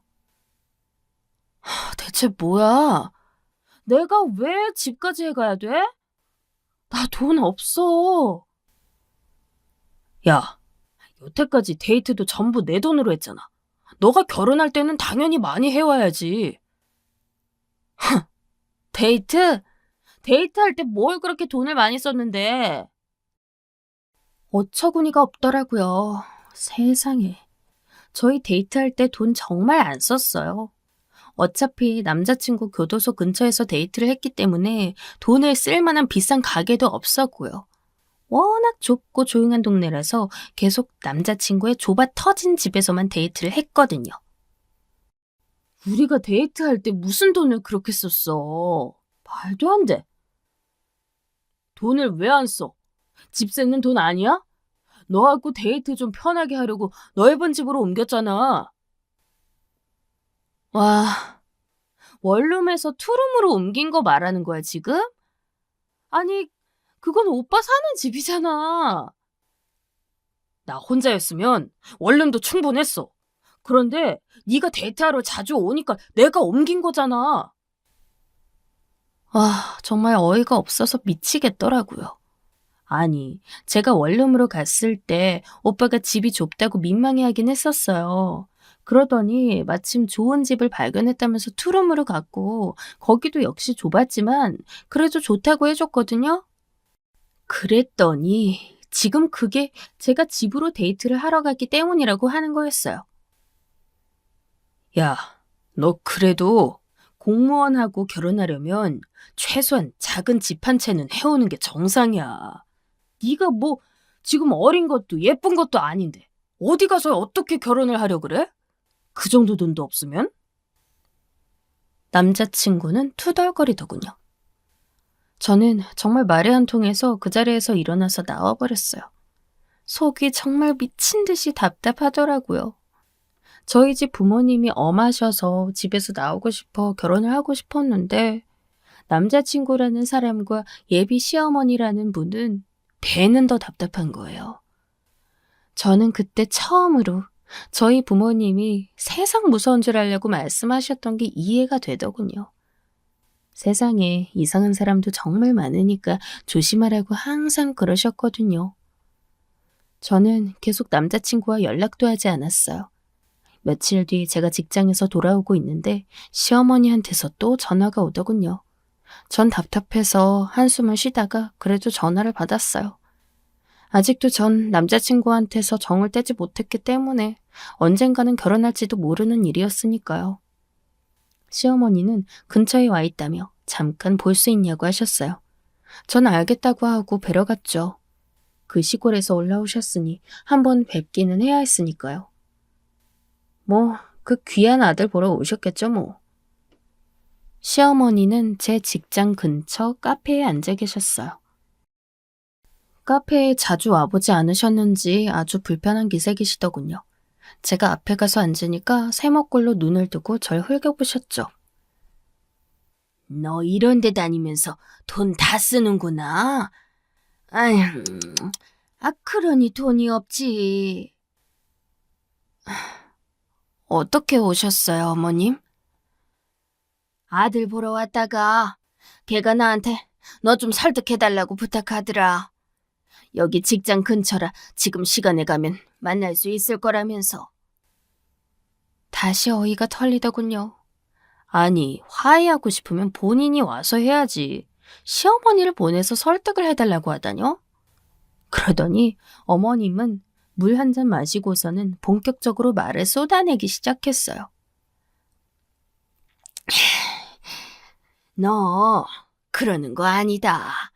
아무것도 없는 그야말로 쥐뿔도 없는 여자애가 격리나 하다가 공무원 남편 맞이하려면 당연히 집 한 채는 해와야 하는 거야. 어? 의사 남편 맞는 애들 열쇠가 3개라잖니. 공무원이 요즘 어디 쉬운 상대냐? 어머님, 잠시만요. 아니, 내 말 들어라. 어디 어린 것이 버릇없게 끼어들려고 있어. 교도관 남편 맞이하려면 당연히 작아도 집 한 칸은 갖고 와야지. 그리고 시어머니한테도 예단 토독히 해서 내밀고 가능하면 시댁에도 집 한 칸 줘야 하는 것이고 말이다. 아유, 어쩜 이렇게 애가 예의도 없고 아는 것도 없을까? 시어머니는 정말 따발총처럼 빠르게 내뱉으셨어요. 저는 약간 정신줄을 놓을 뻔했죠. 그래요. 공무원 요즘 인기 좋은 직업이에요. 저도 안정성 높은 남편 만나서 편하게 살고 싶었고 엄하고 숨막히는 집에서도 탈출하고 싶었고요. 제 욕심이었던 건 저도 인정해요. 하지만 그렇다고 공무원이 무슨 의사나 변호사, 판검사하고 어깨를 나란히 하는 직업도 아니잖아요. 그런데 무슨 집을 해오고 시댁에도 집을 줘야 하고 시어머니는 어깨를 딱 펴고 자랑스럽게 앉아 계셨어요. 내가 아들 잘 낳았고 잘 키웠으니 덕을 좀 보고 살아야지. 내가 개 키우면서 얼마나 고생 많이 한 줄 아니? 개 공부하는 동안 체력 떨어지지 않게 하려고 없는 살림에 닭 삶고 돼지 삶고. 저는 정말 더 이상은 견딜 수 없더군요. 한숨이 저 깊은 곳에서부터 흘러나오는데 제가 한숨을 쉬니까 시어머니가 더 사납게 말씀하셨어요. 너 지금 어른 앞에서 한숨 쉬었니? 어쩜 이렇게 버르장머리가... 예, 저 버르장머리 없어요. 예.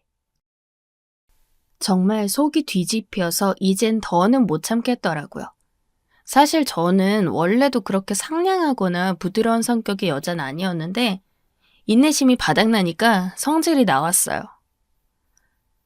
어머님, 아니지. 나 이제 댁의 아들하고 결혼 안 할 거니까 어머님도 아니네. 뭐야? 아줌마네 아들 데리고 꺼지세요. 이제 나도 싫어. 뭐라고? 지금 아들 가지고 장사해요? 하긴. 댁내 아들도 대놓고 장사하려고 하긴 하더라. 나보고 걔도 집 해오라고 하대. 시어머니는 입을 벌린 채 돌변한 태도의 저를 노려보았어요. 하지만 그렇다고 거기에 줄 제가 아니었죠. 당신네 아들 데리고 꺼지라고. 나도 싫다고 이제 못 알아들어요? 대체 누가 할 소리를? 그래요. 좋네. 결혼 안 하는 거 의사합치 되었네. 나중에 딴소리 하지 말아요. 진짜 징그러워 죽겠으니까. 저는 쏘아붙이고서 그 자리에서 일어나 카페를 나와버렸어요. 시어머니는 허둥대다가 뒤에서 음료를 엎었는지 쨍그랑 소리가 났고 그 뒤로는 제가 문을 닫고 나와서 모르겠네요. 저는 이제 될 대로 되라 싶어서 그냥 집으로 가버렸어요. 정말 징글징글하더라고요. 사귀었을 때부터 지금까지 쭉 생각해보니까 남자친구한테 그나마 남아있던 정까지 뚝 떨어져 버렸어요. 남자친구는 여태까지 당연하다는 듯이 절 소중히 여기지 않았고 자기 정도 스펙이면 저 정도 여자는 언제든지 다시 구할 수 있다는 듯이 굴었어요. 하지만 솔직히 말해서 교도관이면 공무원 중에서 일하는 환경도 제일 열악하고 제일 인기 없는 직종 중 하나일 텐데 말이죠. 그 다음날 남자친구가 연락이 왔어요. 사실 남자친구는 저를 집 앞까지 데려다 준 적도 없기 때문에 정확한 저희 집도 몰라서 찾아오지도 못하는 상황이었죠. 전 머리가 아파서 방에 엎어져 있었기 때문에 올 테면 오라 하고선 집 주소를 불러주고 끊어버렸어요. 저녁쯤 다시 전화가 왔는데 집 앞이라더군요. 저는 머리가 아파서 얼굴을 잔뜩 찡그리고 나갔어요. 집 앞에 서 있던 남자친구가 대문에서 나오는 저를 보고 좀 놀라더라고요. 뭐, 왜 놀라? 아니, 대문으로 나오네? 옆문이 아니라? 우리 집인데 내가 왜 옆문으로 나와? 내가 새들어 사는 것도 아니고. 미쳤어? 당연히 마음이 꼬여있으니 말도 곱게 안 나갔죠. 저희 집은 겉으로 보기엔 제법 괜찮아 보이는 주택이었어요. 위치도 괜찮았고 단 밖에서 보기엔 붉은 벽돌이 아주 부유해 보이는 모양새를 하고 있었죠. 그런데 뭐 그렇게 값 나가는 집은 아니었고요. 그냥 보기만 그랬어요. 워낙 오래되고 안에 수리할 것도 많아서 사실 비쌀 수는 없는 집이었는데 남자친구는 저희 집 겉모습만 보고 순간 뭔가 무척 후회되는 얼굴을 하더군요. 이 돈 밝히는 놈이 우리 집이 이 주택의 주인이라는 걸 알고서 후회하는구나. 감이 딱 왔죠. 저는 어처구니도 없고 더 이상 떨어질 정도 없는데 정이 또 떨어졌어요.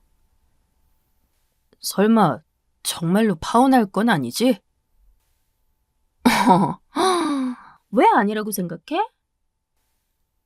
아니, 나랑 문제도 아니고 우리 어머니 문제 때문에 파혼하는 거 너무 이상하잖아. 결국 사는 건 우리 둘이라고. 그래서 나한테 집 해오라고 들들 볶는 네 어머니 성화 내버려뒀어? 아니지. 너도 한피였지. 집 한 채 해오라며 집이 어디서 그냥 툭 튀어나오는 거니? 그게... 아니, 너 이렇게 좋은 집 살면 부모님이 해주실 수도 있을 거 아냐. 너 우리 집 모를 때도 나한테 집 해오라고 했잖아. 그거 빚져서라도 해오라는 이야기잖아. 내가 왜? 뭘 믿고 너한테 시집을 가니? 결혼하기도 전에 나 벗겨먹으려는 시어머니하고 한술 더 뜨는 남편인데? 내가 미쳤니? 그야말로 중소기업 경리라서 그 정도 머리도 안 돌아갈 것 같아?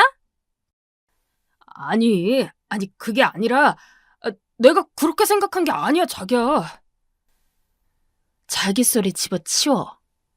야, 공무원 나부랭이 5급 사무관은 되어야 집 바라는 거야. 너 9급 공무원 중에서도 제일 열악한 교도관이야. 그런 게 뭐? 집을 해와? 너 지금 네 직업으로 장사하니? 아니다. 아들로 장사한 거 너네 어머니지. 야, 잘 전해. 그 장사 나한테는 안 먹히니까 다른 여자 찾아보라고. 자기야, 진짜 오해야, 그건. 동네 나가기만 해도 동사무소에 줄줄이 앉아서 등본 떼주는 게 죄다 9급 공무원이야. 심지어 그 사람들은 교대 근무도 안 하고 교도소처럼 어디 처박혀 있지도 않아. 야, 내가 당장 동사무소에 있는 사람들한테 가서 말만 걸어도 친분 생겨. 어디서 굴러먹다 온 게 교도관이랍시고 집을 해오래? 미쳤어? 제가 한참을 퍼붓자 남자친구는 아예 입도 번근 못한 채 넋이 나가 서 있더군요. 그동안 쌓인 게 워낙 많았던 터라 저는 정말 숨도 안 쉬고 몇십 분을 퍼부었어요. 그 후 집으로 들어와 버렸죠. 창문으로 슬쩍 보니까 남자친구는 멍하니 집 앞에 서 있다가 힘없이 어깨를 늘어뜨리고 사라지더군요. 그제야 진짜 끝났나 싶어 저는 한숨을 돌렸어요. 하지만 그날 이후부터 남자친구와 시어머니가 번갈아 가면서 저희 집 앞과 회사 근처를 지키더군요. 정말 어처구니가 없었어요. 남자친구는 교대 근무라서 나오지 못할 때가 많았는데 그래서인지 시어머니가 더 자주 보였죠. 그 전날은 안 보여서 안심하고 나가려고 하면 시어머니가 근처에 서 있다가 황급히 다가오고 남자친구가 저 멀리서 보고 있다가 어색한 얼굴로 다가오고 미치겠더라고요. 아니 그때는 이미 남자친구도 시어머니도 아니었는데 말이에요. 그런데 어느 날 시어머니가 저한테 달려와서 붙들더라고요. 저는 이제 진짜 너무 화가 나서 시어머니 얼굴을 똑바로 쳐다봤어요. 예, 내가 잘못했다. 이렇게 좋은 집 아가씨인 줄 모르고 내가 그런 거였단다. 그럼 제가 이런 집 안 살았으면 그렇게 행동하신 게 당연한 거였다. 이 말씀이시네요? 아니, 그런 게 아니라, 그러니까, 난 우리 아들하고 급이 맞는 며느리를 원했던 거란다. 지금 보니 넌 딱 맞는 아가씨라서 내가 잘못 봤던 것 같구나. 어이없어, 진짜. 끝까지 시어머니는 뭐가 잘못된 건지를 모르더라고요. 아무리 시골에서 혼자 계셔서 세상 물정에 어두우시다지만 이렇게까지 잘못 생각하고 계시면 안 되는 거죠. 어머님, 아주머니. 제 호칭에 시어머니가 움찔하시더군요.